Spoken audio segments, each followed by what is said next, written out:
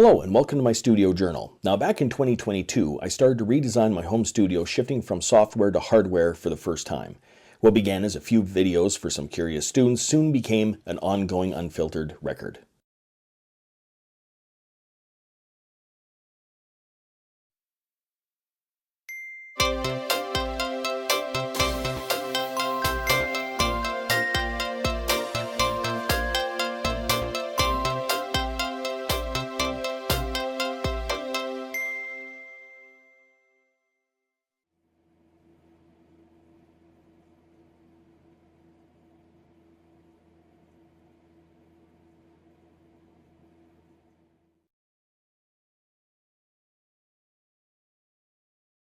Got another package here. I'm just going to try something. We're going to see if this works.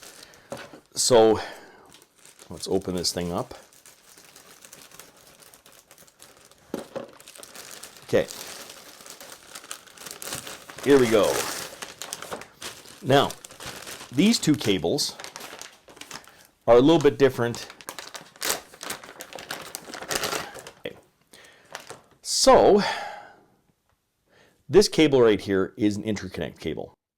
Basically what it's designed for, if we take off these sleeves, man, these things are protected. Okay, if we take a look at what happens here, we have a TRS on this side, tip ring sleeve, to a TS on this side.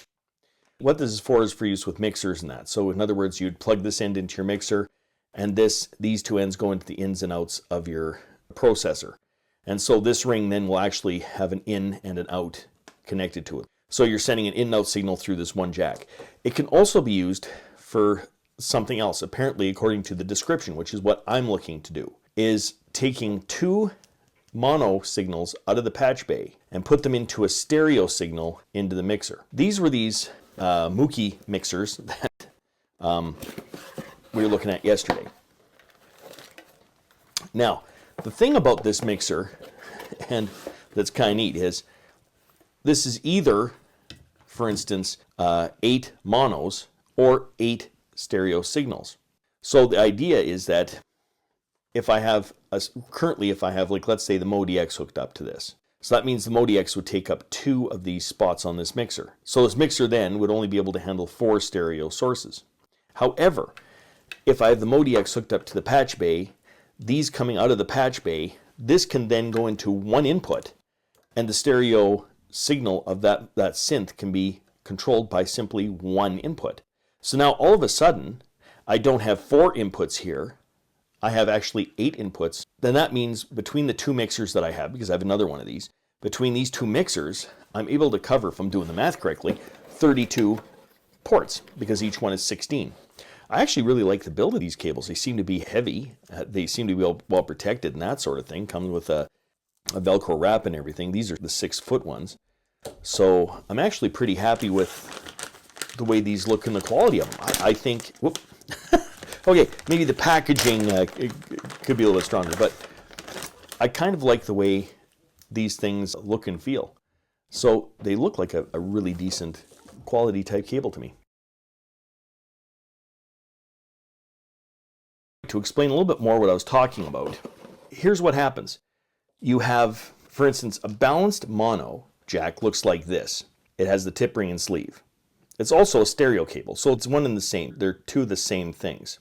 Now, the other end of this is an unbalanced mono cable. So this will not conduct a stereo signal, this right here. That's the idea of the breakout. But anyhow, that's what it looks like. Out of all my instruments, because I got such long cable lengths, it's recommended that you run balanced monos. The right output of the MODX and the left output will each have one of these type of jacks, a tip ring sleeve, a TRS cable. If I plug that into the back of the patch bay and connect it to a single TS jack like this, I'm not convinced that this cable is going to work. The only way that I'm going to know for sure, because I've tried to look on the internet and I can't really find out any answers to the crazy question that I'm asking, is to turn everything on, connect this thing, take these two things, throw them into one of these, turn into stereo, and see if in fact I get a stereo signal. If I do, then it doesn't matter if balanced or unbalanced cables in the back. So anyhow, let's take this over then and hook this thing up and see whether I can actually get 2 balanced mono signals to go into this thing and turn it into a stereo using just the one track.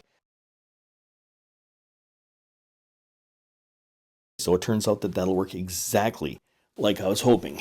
So we have the two TS cables coming from the patch bay, goes into the one stereo channel of the Mookie mixer. So that means that yes, these interconnect cables work even if it's mono balanced on the other side of the patch bay.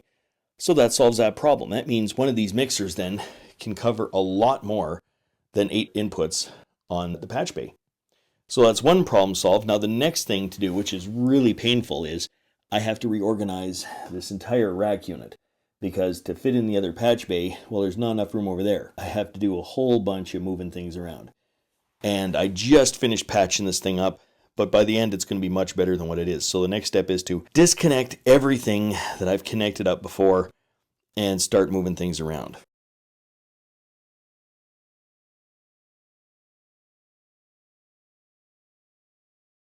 If you'd like to follow the full journey, check out my online studio journal linked in the description. Until next time, I'm just a music teacher having fun. Catch you on the next one.